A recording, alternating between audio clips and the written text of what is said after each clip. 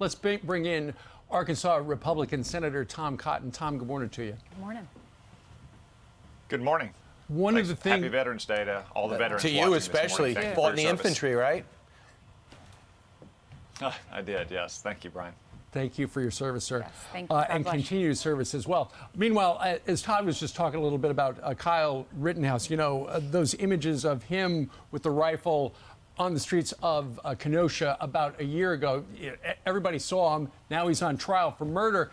But it looked like yesterday, you know, clearly he's got a self-defense and the prosecution, looking at what they presented yesterday, I don't know if they proved it, if they obviously have not proved it beyond a reasonable doubt, and that's the standard. Yeah, Steve, it's been a long time since I was a lawyer, and I was such a good lawyer, I had to leave the law and join the Army. But it did not look like a very good day for the prosecution over the last few days when their own witnesses are, in essence, outlining and establishing the factual basis for a self-defense argument. But I want to focus on what Joe Biden said last year, which is calling this young man a white supremacist based on a few seconds of video. As I often say when there's a shooting like this, you shouldn't jump to conclusions based on some video circulating on social media. You should allow all the facts to be collected and make a reasoned judgment. But when Joe Biden called Kyle Rittenhouse a white supremacist last year, it really was just the go-to move of the Democrats. They do this all the time when they're losing an argument on the merits. They don't like parents going to school boards to protest what their kids are learning or school closures, so those parents are called racists. Yeah. They don't like that Virginians elected Republicans last week. They condemn Virginian voters as racist. They don't like the United States Constitution or the norms and the customs of the United States Senate, so they call it racist. They are constantly losing arguments with the American people, and then they just revert to name-calling towards their opponents. It's not a sign of a party that is strong or healthy. Right. I'll add something else to that. They don't want to talk about the border unless they perceive that a Border Patrol agent was on a horse and was treating a Haitian illegal immigrant badly. Then he condemns and wants them fully punished to the extent of the law. And then that story goes away when there's no substance to it. So let's move on to where there is substance that's affecting everybody watching right now, and that's inflation. The president could say whatever he wants. Last Tuesday was a disaster. His bipartisan bill was a train wreck until Republicans rescued the bill in the House.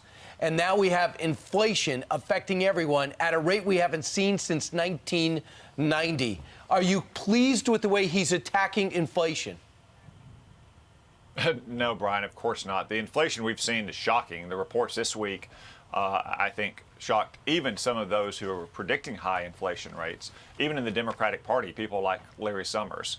But every Arkansan, every American knows that prices are going up. Every time they go to the gas station to fill up a tank, or increasingly fill up a half a tank, hoping that the prices will come down because they can't fill up their full tank, or go to the grocery store to buy milk for their kids. I understand that a bunch of limousine liberals living in New York or Washington may not worry about these things, but for working class Americans, having to pay an extra $1.50 a week or a gallon for your gas, it's making the budgets tougher and tougher to meet, making it tougher and tougher to bring ends together at the end of the month. And what's Joe Biden want to do? Just shower the economy with trillions of dollars and more spending, continue to pay people not to work. That's only going to drive up costs even further.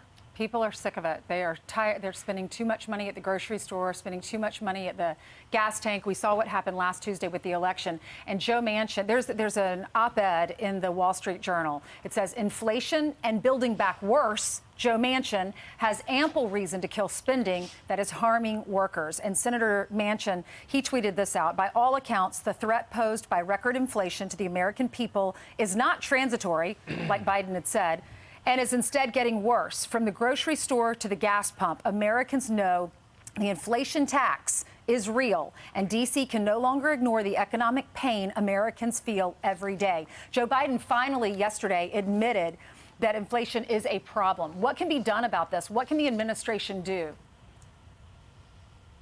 Well, Ainsley, Joe is very right to be concerned about inflation. Joe and I represent states that have a lot in common. We have a lot of working folks who can't sit around their homes and Zoom into work. They have to get in their pickup truck and they have to drive to their work site or to their farm, and they're feeling the pinch in their budget. And I just want to point out, too, that the high cost of gasoline in this country now, $3.50, $4.50 a gallon, is not an unintended consequence. This is what the Democrats want. They want gasoline to be $4 or $5 a gallon to get people out of their pickup trucks or their SUVs into small electric compact vehicles or bicycles or scooters or subways.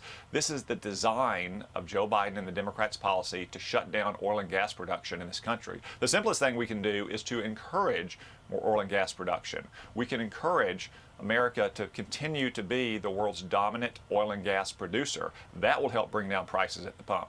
All right. Senator, thank you very much. We know you're busy today. Thanks for joining us on this Veterans Day. Yeah, and his Treasury Thank y'all. Secretary.